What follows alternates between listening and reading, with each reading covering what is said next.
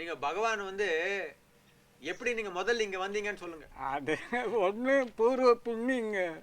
நீங்க கடலூர்ல இருந்து அப்புறம் ஆமாம், இவங்க இந்த இப்போ இருக்கிறாங்களே அவங்க. அப்புறம் நீங்க திருச்சிராப்பள்ளியா மதுரையா? நாட்டு ஸ்ரீரங்கம் திருச்சிராப்பள்ளி பக்கத்தில். ஓஹோ. அல்ல அது போயிட்டு இருக்குது, அது பாட்டுக்கு போயிட்டு இருக்குது. அப்ப இங்க நீங்க 1936 50 வரைக்கும் இங்கே இருக்கீங்க. ஆமாம், பகவானுக்கு சேவை பண்ணிட்டே இருக்கீங்க. நான் தான் ஆளு சர்வாதிகாரி டைட்டில், எனக்குள்ள 7 பேர் வச்சிருந்தேன். சரி. ஆமாம். ஓஹோ. நான் சொல்கிறபடி தான் இந்த பிரசிடண்டெல்லாம் எனக்கு பிற்பாடு வந்தவங்க. சரி. கணேசன் மணி எல்லாம் நான் வந்து பிறந்தேன். சரி. பகவான் வந்து பகவானுடைய காலையிலேருந்து சாயங்காலம் வரைக்கும் என்ன ரூட்டீன் அதை சொல்லுங்க நீங்க. காலையில் 3 மணிக்கு எழுந்திருப்போம். எழுந்திரிச்சு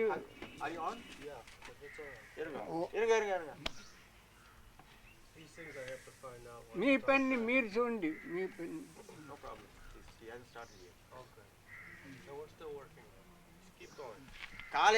பகவான் காலையிலேருந்து ராத்திரி வரைக்கும் என்ன ருட்டீன் சொல்லுங்க. 3 மணிக்கு எழுந்திரிப்போம். இங்கெல்லாம் கக்குத்து யாருக்கும் கிடையாது, ஓடைக்கு தான் போகணும்.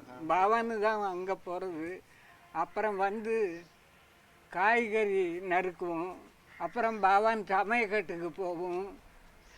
நான் இஞ்சி பச்சை மிளகா பவன் நறுக்கேன், அப்புறம் கொத்தி கொடுப்பேன். போய் சமையல் வேலை, சாம்பார் பண்ணேன் இட்லிக்கு. இல்லை நீங்கள் அந்த டைம்லாம் சொல்லுங்கள். 3 மணிக்கு எழுந்திருப்பாரு. 3 மணிக்கு எழுந்திரிச்சா காய்கறி நறுக்கிறது. சமையக்கட்டில் போய் பவன் வேலை செய்து நான், குமாரசாமி, சுப்பிரமணியம் இருந்தானே, அவங்கெல்லாம் காய்கறி நறுக்குவோம். 6 மணி மட்டும் அந்த டியூட்டி. சரி. அப்புறம் அங்கே பாத்ரூமுக்கு போகிறது, அங்கே கோசாலைக்கு. அப்புறம் அங்கேருந்து வந்தால் சாணம் 7 வரைக்கும். என்னை பார்த்தா தான் பில் அடிப்பாங்க மணி. அப்புறம் மணி அடித்து காப்பி சாப்பிட்டா மலைக்கு போவோம். அப்புறம் வந்தால் 7:30 மணி, 8 ஆகிடும். இங்கே பாராயணம், வேத பாராயணம். அப்புறம் 9க்கு எல்லாம் மணிக்கணக்கு. 9க்கு அங்கே வாய்க்கின் 1க்கு போகிறது. அப்புறம் 9:30க்கு தபால் பார்க்குறது அங்கேயே கோசாலையிலேயே போஸ்ட் ஆஃபீஸு. அப்புறம் 10 ஆகிடும் இங்கே வர்றது. அப்புறம் அப்போ 11 மணிக்கு சாப்பாடு. எல்லாம் மணிக்கணக்கு. நான் தான் மணிக்கணக்கு ஏற்படுத்துறது அந்த மாதிரி. அப்புறம் 11க்கு சாப்பிட்டா 12 ஆகிடும். வெயில் இங்கே இப்படியே பெலாகத்துக்கு போவோம். அப்புறம் 12:30 ஆகிடும். அங்கேயே வந்து இருக்கிறது. 2:30 மணி மட்டும் யாரையும் ஆளில் விட மாட்டேன். கதவை சாத்திடுவீங்களா? கதவை சாத்த மாட்டேன். உள்ளே இருந்த அணிகளுக்கெல்லாம் முந்திரி பருப்பு போடுவேன். அது அந்த மாதிரி 2:30 மணி மட்டும் அந்த டியூட்டி. 2:30 ஆனால் எல்லாம் இருக்குது. அப்புறம் காப்பி 2:30 மணிக்கு எல்லாத்துக்கும் அங்கே. அப்போ 2:30க்கு காப்பி. டவுன்லேருந்து பவன் காப்பி எல்லாம் வரும், பட்டணம் நிறையா வரும். விநியோகம் பண்ணுவேன் எல்லாருக்கும். நான் ஒரே ஆள். மாதவசாமி இருந்தார், அவருக்கு பைத்தியம் முடிச்சு போயிட்டார். நான் ஒரே. அப்புறம் ராஜகோபால, இது சேலம் ராஜகோபாலரை வச்சுக்கிட்டு நடத்தினேன். அதுவும் என்ன ஒரு ஆளால் முடியல. அப்புறம் சிவானந்தரை சேர்த்தேன். அப்புறம் ஆஞ்சநேயர், வைகுண்டவாசு, வெங்கடரத்னம், இந்த ஒரு சத்யானந்தம், இப்படி 7 பேர் எனக்கு. அதுதான் எனக்கு ஆளு சர்வாதிகாரி. நான் பார்த்து மினிஸ்டர் மாதிரி, கருணாநிதி மாதிரி ஆளுக்கு. அப்படி டியூட்டி எல்லாம் மணிக்கணக்கு. அப்புறம் ஒரு தடவை அந்த நமஸ்காரம் பண்ணுறதை பற்றி சொன்னீங்க, அதை பற்றி சொல்லுங்க. பகவான் நமஸ்காரம் பண்ணுறது பகவான் சொல்கிறது. சாமி கண்ட பலம் ஒரு கும்பிடு போட்டால் அவங்க சொல்கிறபடி நம்ம நடக்கணும். யாருக்கு இந்த நமஸ்காரம் வேணும்? நான் வந்து அவங்களுக்கே நமஸ்காரம் நான் மனசுலேயே பண்ணுறது அப்படிங்க. பகவானுக்கு நமஸ்காரம் பண்ணுறது இஷ்டம் இல்லைங்க. சும்மா சாமி சாமின்னா இதெல்லாம் வெளி வேஷங்க அப்படிங்க. நான் பகவானுக்கே நமஸ்காரம் பண்ணுறது இல்லைங்க. பகவான் சொல்லி ஒன்றை தெரிஞ்சுக்க, இந்த கும்பிடு யாருக்கு வேணும் அப்படிங்கிறது. அப்புறம் எனக்கு சொன்னதுங்க ஒன்று சொல்கிறேன். ஈஸ்வரனை ரசவாதனை காட்சி கொடுத்தா கூட நம்பாதே, நான் வந்தாலும் நம்பாதே. ஆனால் நீ இருக்கிறியா இல்லையா? சொல்கிறது யார்? சாமி இருக்குதுன்னு. இந்த உலகமே பொய். எல்லாம் பொய். ஆனால் நீ இருக்கிறியா இல்லையா? இது நீ சொல்கிறது யாரு? இப்போ புக்கில் இருக்குதுங்க. இது ஒன்றும் பகவான் ஒளிமறவில்லை. அது எவ்வளவு சொன்னாலும் உங்களுக்கு ஆனால் என்ன பகவான் சொன்னது, நீ ஞானி, உனக்கு ஜென்மமே கிடையாது அப்படின்னு எல்லாம் சொல்லியிருக்கு. அப்புறம் அந்த இன்னொன்று எனக்கு சொன்ன உபதேசங்க, நீ பேசுறது பிடிக்கிறது சொல்கிறது எல்லாம் யதார்த்தம் சத்தியம். ஆனால் சொல்கிறது கொஞ்சம் நயமாக சொல்ல மாட்டேங்கிற. எடுத்த அடுப்புலேயே எதிரி கன்னத்தில் அடிக்கிறாப்புல இருக்கு. போக போக உனக்கு உதப்பட்டாதான் புத்தி வரும். இதெல்லாம் எனக்கு தனிப்பட்ட முறையில். அப்புறம் அந்த இது அந்த அலங்காரம் பற்றி சொல்லுங்க. நவராத்திரி அலங்காரம் இருக்குது. இந்த சுந்தரேசர் சம்பந்தி, இந்த டிராயிங் மாஸ்டர், இந்த இதெல்லாம் அவர் தான் சாமிக்கு நவராத்திரிக்கு அலங்காரம் பண்ணுறது. சின்னசாமி வந்து பகவானை பார்க்க சொல்கிறதுக்கு பயம். அவரை சொல்லி சாமியை வந்து பார்க்கணும் அப்படிங்க. ஓ ஓ 4 பேர்த்துக்கு தெரியவனும் சாமி பார்த்ததாக சொல்லவனு. சரி சரி அப்படின்னு இப்படி போய் பார்க்குற மாதிரி பார்க்க. அப்புறம் நான் தானே பாடி கார்டு கூட என்கிட்ட சாமி இப்படி தான் நகையை போட்டுக்கிட்டு அலங்காரம் பண்ணிக்கிட்டு இருக்கோம், எல்லாம் பொய் அப்படின்னு என்கிட்ட சொல்கிறது. இது வெளியில் பகவான் பப்ளிக்கே சொல்கிறது இல்லை. அப்படி போவோம், சாப்பிடுவோம். பகவான நிலை எங்கே, நாம் எங்கே? சும்மா நாமெல்லாம் நானே வாயால் பேசணுங்க. பகவான் எனக்கு சொன்னபடி நடக்கணுன்னா நான். ஆனால் அவருக்கு சரண்டர் பண்ணால் அவர் காப்பாற்றுறாரு. பூர்ணமாக அவரை நம்ப வேணும். அதுதான் அங்கே இருக்கிறது. இதெல்லாம் பகவானால ரொம்ப அதீதங்க எனக்கு அது. அப்புறம் அவர் சொல்கிறாருங்க, எனக்கு ஆண் பெண்ணுங்கிற வித்தியாசமே தெரியாதுங்கிறாருங்க. அவர் சுகர் போல அது, அதில் எந்த பேதமும் கிடையாது. ஒரு நாள் பாருங்கள், நாய், ஒரு நொண்டி நாய் இருந்தது. அது கண்டதெல்லாம் திங்கும். நொண்டி குட்டி, கருப்பு, சின்னது சின்னது. இந்த அனந்தஞான டாக்டர், வெட்டினரி டாக்டர், அவருக்கு பவன் டியூட்டி, அதுக்கெல்லாம் கட்டு கட்டுறது போகிறது எல்லாம் அதுக்கு கட்டு கட்டணும். பவனை கண்டா வாலாட்டும். அது காலையில் 4-5 இட்லி போடணும். சின்ன குட்டி அது இங்கே சாப்பிட்டுவிட்டு சின்னசாமி வாசப்படியில் போய் வெளிக்கு போகும். ஒரு நாள் இட்லி போடாதான்ட்டு நாங்கள் பாத்ரூமில் குளிச்சுட்டு வெளியில் வந்தோம். பவங்கிட்ட வந்து வாலாட்டிச்சு, ஏய்யா இட்லி போடலையான்னுது. நான் தான் போடாதேன்னு.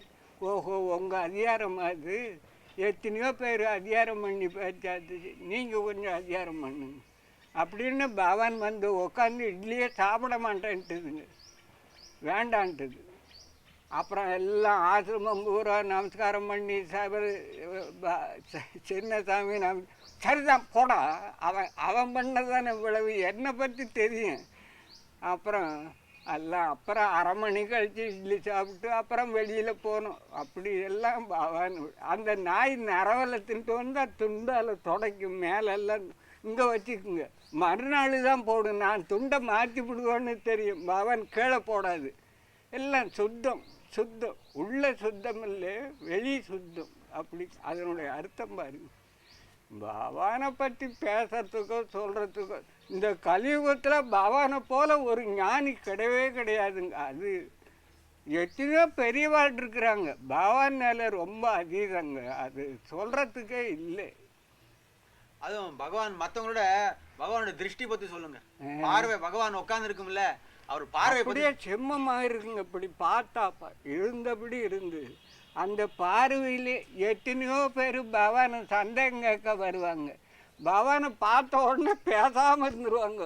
எல்லாம் வாயை திறக்க மாட்டாங்க. வெளியில் போய் கூட வந்தாள், ஏய் பகவானை கேள்வி கேட்கணும்னியே ஏன் கேட்கல அப்படின்னு கூட வந்தாள். வெளியில் போய் ஐயோ உள்ளே போனேன், எனக்கு ஒன்றுமே கேட்குறதுக்கு புத்தி தோணலை அப்படின்னு நேராக அப்படி அவரை பார்த்த உடனே என் மனசு மாறி போச்சு அப்படின்னா அவர் சென்னைக்கிட்ட வெளியில் போகிறப்ப சொல்கிறது. அது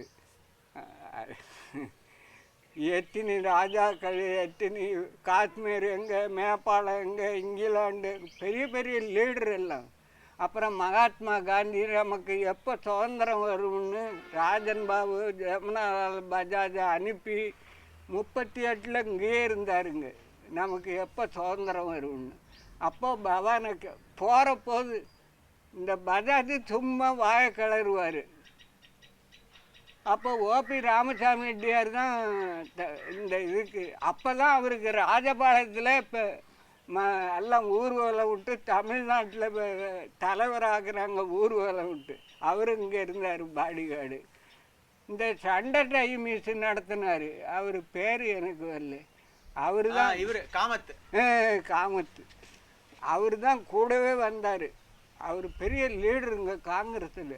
ராஜன் பாபு வந்தபோது பஜாஜ் இங்கே இருந்து எல்லாம் முடிச்சு அவர் காமத்து பவனை பற்றி சண்டை டைமிஸ் வார பத்திரிக்கையில் அவர் தான் எழுதுறது அந்த நாளையில். இது உலகம் பூரா போகிறது அப்படின்னு பவான் சொல்கிறது. பகவான் கடைசி காலம் நீங்கள் இருந்தீங்க இல்லையா நிர்வாணம் அடைஞ்ச போது? இங்கே தான் இருந்தீங்க. என் கையில் தானே அந்த ரூம்லேயே என் ரூமில் தானே அடங்குச்சு. என்ன நடந்து சொல்லுங்கள் கடைசியில், எப்படி கடைசி காலம் சொல்லுங்கள். இந்த கல்கத்தாவிலேருந்து ஒரு டாக்டரை வரவழைச்சாங்க. இந்த ஆப்ரேஷனை வேண்டான்னா யார் விடுறா, மெட்ராஸ் ஜெனரல் ஆஸ்பத்திரியே இங்கே. அப்புறம் அவர் தாமரை பஸ்பம் கொடுத்தாருங்க. பவன் வேண்டான்னா விடுறாங்களா? அதுக்கு சரி இந்த உடம்பு என்றைக்கோ போகுது, நீங்கள் எதை வேணாலும் பண்ணிங்க அப்படின்னு விட்டுவிட்டுது. அவர் தாமரை பஸ்பம் கொடுத்ததில் இந்த வயிறு குடல் வெந்து போச்சுங்க. அவர் வேணும்னு செய்யலை. ஓபிஆரும் போஸ் இருந்தார் பெங்காலி. 2 பேரும் ஏரோப்ளானில் வரவழைச்சாங்க கல்கத்தாவிலேருந்து. அவருக்கு 500 1000 கொடுத்து டாக்டர் அவர் கொடுத்துட்டு ராமேஸ்வரம் போனாருங்க. திருச்சியில் போய் இங்கேருந்து தந்தி கொடுத்தாரு பவானுக்கு. நான் வந்துக்கிட்டு இருக்கேன் அப்படின்னு. திருச்சிக்கு வந்துக்கிட்டு பவான் என்கிட்ட சொல்லுதுங்க, போன எமன் திரும்பி வருதாங்க. அந்த போன அதை சொல்கிறது வயிறு வெந்து போச்சு, இனிமேல் சாக வேண்டியதாங்குது. அவர் வேணும்னு கொடுக்கல. அது பவான் போக வேண்டிய நிலை. அப்புறம் நான் டாக்டரெல்லாம் 2 நாள் உள்ளவே விடலைங்க, யாரும் கிட்டேயே வரக்கூடாதுன்ட்டு எல்லாம் நின்று போச்சு. அதோட ஒரு நாள் பவான் நான் சாப்பிடாமையே உயிரை விடுறேன்னு. நான் இருக்கிறேன் எல்லாம் செய்யறதுக்கு, 1க்கு 2 போகிறேன் எடுக்கிறதுக்கு நான் இருக்கிறேன். பவான் சாப்பிடணும் அப்படின்னு. ஒரு நாள் தண்ணி கூட குடிக்க இல்லைங்க. ஒரு நாள் மறுநாள் தண்ணி கொண்டாங்குது தாகம். அப்புறம் ரொம்ப கேட்டார், சாமி வேண்டாம் கொஞ்சம் குடிச்சா போதும். அப்படி ஒரு நாள் இருந்து அப்புறம் 2 நாளையில் அடங்கிட்டுது. அன்னைக்கு அடங்குற அன்னைக்கு மத்தியானம் 1 அவுன்ஸ் மாதாளம்பழம் சாறு கொடுத்தேன், உள்ளே போயிட்டுது. அப்புறம் 5 மணிக்கு ஒருக்க இவர் சத்யானந்த டாக்டர்கள் எல்லாம் இருக்குது சொல்கிறபடி. அப்புறம் ஆரஞ்சு பழம் சாறு 1 அவுன்ஸ் கொடுத்தா உள்ள போகல, கவம் கட்டிக்கிட்டு.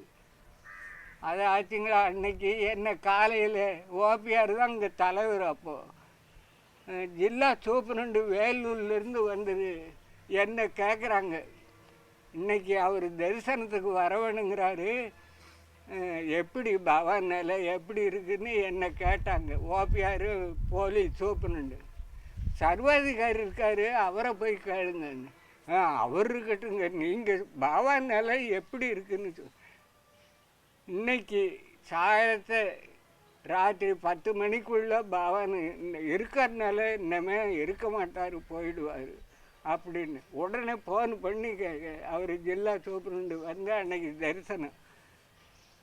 அப்புறம் இருந்து அன்னைக்கு அப்புறம் அவர் வந்ததுங்க. என்ன ஒரு கேள்வி கேட்டாங்க, பவான் கடைசி காலில் ரொம்ப கஷ்டமாக இருக்குது, இன்னைக்கு தரிசனம் கொடுக்குறதா இல்லையா ஜனங்களுக்கு அப்படின்னு கேட்டாங்க. நான் சொன்னேன், கடைசி காலில் இந்த பாவியால் ஒரு தரிசனம் கூட இல்லாமல் போச்சு அப்படின்னு பொதுஜனம் என்ன தூத்தும். யாரும் இன்னமே பவானை பேச வேணும் பார்க்க வேணும்னு நீங்கள் எல்லாம் நினைக்கக்கூடாது. நீங்கள் கீ வரிசையில் போகணும். எல்லாம் போய் இந்த பவான் அந்த வாசப்படியில் உள்ளே போட்டிருக்கேன்.